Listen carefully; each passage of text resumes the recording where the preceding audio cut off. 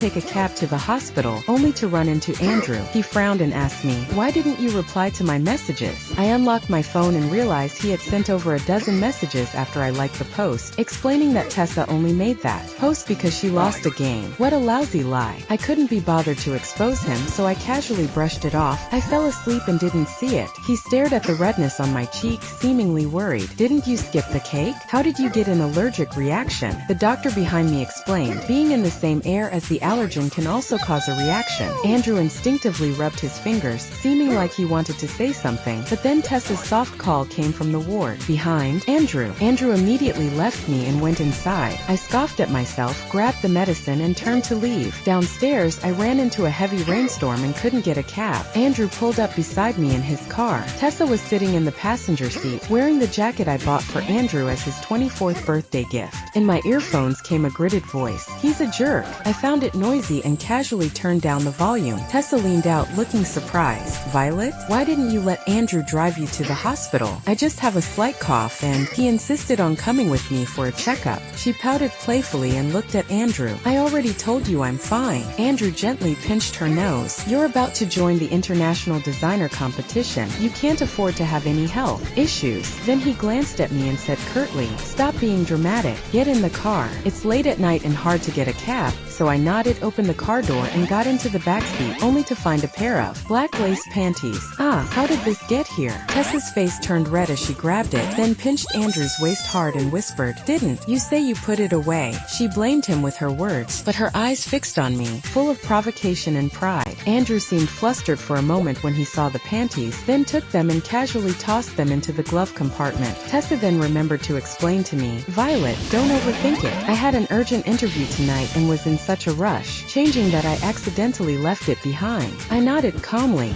I understand." Andrew didn't expect me to accept such a flawed excuse so calmly. With my usual temper, I would have already had a big fight with him. He carefully added, "Tessa did have an interview today. No need to explain." "I understand," I interrupted, signaling him to relax. Andrew got angry. After dropping me off downstairs, he drove away with Tessa at full speed. On my way upstairs, the silent headphones suddenly spoke again. "I've never liked Tessa, so why does that jerk treat her like a treasure?" I chuckled. "Because you said Tessa is clean and pure, unlike me and my parents, full of rich people's arrogance." In the headphones, 25-year-old Andrew stayed silent for a long time before finally cursing fiercely. "That's all bullshit. If my parents were greedy merchants, Andrew wouldn't have been able to marry me in the first place. It's all just an excuse he made for his betrayal. So give up proposing to me," I said softly. "Are you wondering why 30-year-old Andrew dares to bully me like this? Because Locke Group went bankrupt, and my parents were driven to death by him." I slowly unfolded the abortion surgery form and continued, "I'm not on my period today. I had a miscarriage because he forced me to go bungee jumping."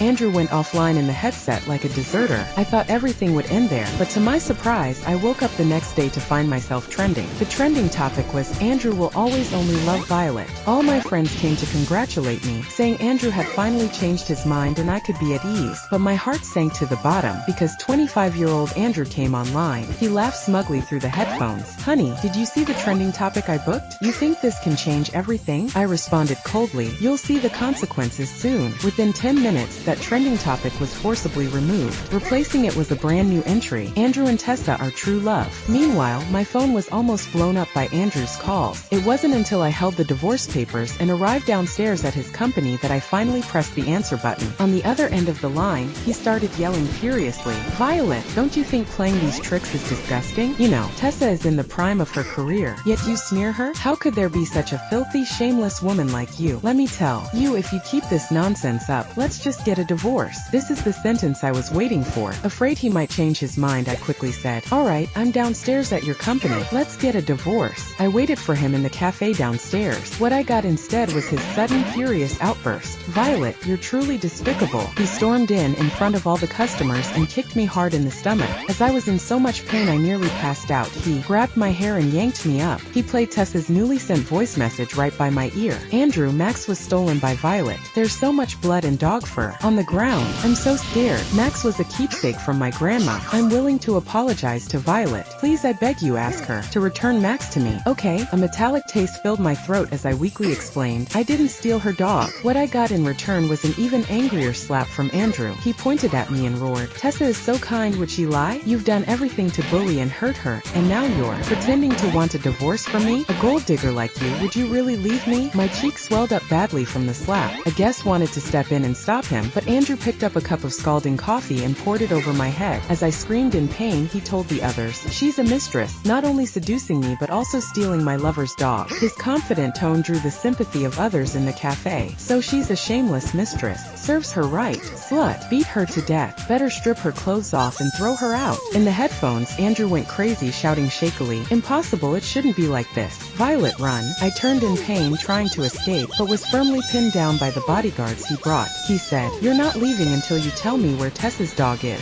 After he finished speaking, I was roughly shoved into the car by the bodyguards. The vehicle eventually stopped at the cemetery. Andrew grabbed my hair, forcing me to kneel on the ground. Not far away, an excavator was parked beside my parents' tombstone. My eyes were red. I didn't steal the dog. Tessa appeared in a white dress, tears in her eyes. Her eyes gleamed with excitement, but she pretended to look pitiful. Violet, please tell me where Max is, okay? She cried so hard she almost fainted in Andrew's arms, but the corners of her mouth curved in triumph. She knew I couldn't possibly give an answer. Andrew's eyes darkened as he snarled, this is the price for hurting Tessa. Start digging. No. I struggled desperately, screaming at Andrew, I really don't know where her dog went, it wasn't me. Still not talking? Andrew's face turned completely dark as he stared at my hands, saying word by word, since it was these filthy hands of yours, then let's ruin them. A chill instantly ran through my entire body. If my hands are ruined, I'll never be able to hold a paintbrush again. My hands were pinned by the security guards as Andrew raised the knife at me with a vicious expression. In the headphones, 25-year-old Andrew completely broke down. Violet, I was wrong. I shouldn't have proposed to you. As soon as he finished speaking, everything around instantly changed dramatically. When I opened my eyes again, I found myself back at the Lock Manor.